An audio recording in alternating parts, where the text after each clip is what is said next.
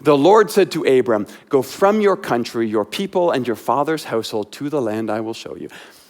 For obvious reasons, I think the land I will show you is the part that we like.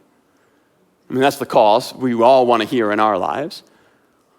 What I got kind of fixated on this week was the first half of the verse, though.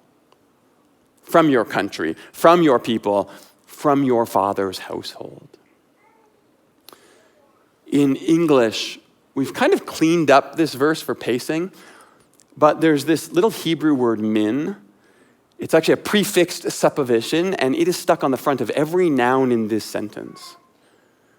You cannot get away from when you read this verse in Hebrew. Think about that. We're starting the story of the greatest call in human history, the beginning of the story that will lead to the reconciliation of all things, the movement towards salvation itself, and it starts with everything Abraham has to leave behind. One of the problems in our culture, I think, is our addiction to the perpetual yes. This idea that we can have it all and then a little bit more. When the truth is, almost every good thing you aspire toward will require you to decide what you're going to leave behind. This spring, Rachel and I will have been married for 25 years. Sounds like a long time. Lots of ups, few downs, 25 years of building life together. I got to experience that because when I said yes to my wife, I said no to every other possible relationship that could have taken me in other directions. Now, were there other options available to me? No, probably not. Let's be honest here. Rachel was always the one coming down to my level. Thank you, sweetheart. I love you for that. But you get the idea. Every great thing you get to experience comes because you chose it over and against some other path in your life.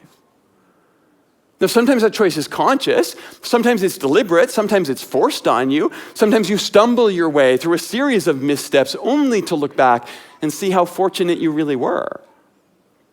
But the fact remains, trying something new, going somewhere unexplored, stepping into everything that is in front of you right now, all of that will require some kind of choice about what you will leave behind. And one of the ways that I think about this in my life is trying to whittle down the influence of the phrase, just in case. So I'm going to hold on to this thing, just in case. Or I'm going to keep my options open, just in case. I think sometimes it's really easy for me to just in case myself into staying put in Haran and never finding out where the road ahead me leads. And I'm not talking about being reckless. I'm not talking about betting the farm on every Bitcoin adventure that somehow squeezes its way through your spam filter. I'm talking about finding the kind of courage to hear the voice of God, maybe even only once in a lifetime when it comes along and says, it's time to leave what's familiar, to go past what's been comfortable, to set out from your father's household. Because there is something spectacular for you on the horizon. And maybe today, you are still in Haran and you're still waiting for what's next. That's okay. There is holy work for you to do in the soil under your feet right now. Every season of your life is sacred.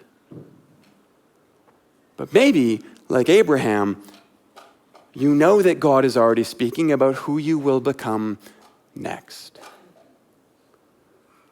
And the first small step in that very big promise is to turn your attention from everything that was toward what could be, so that you can set out on your next great adventure.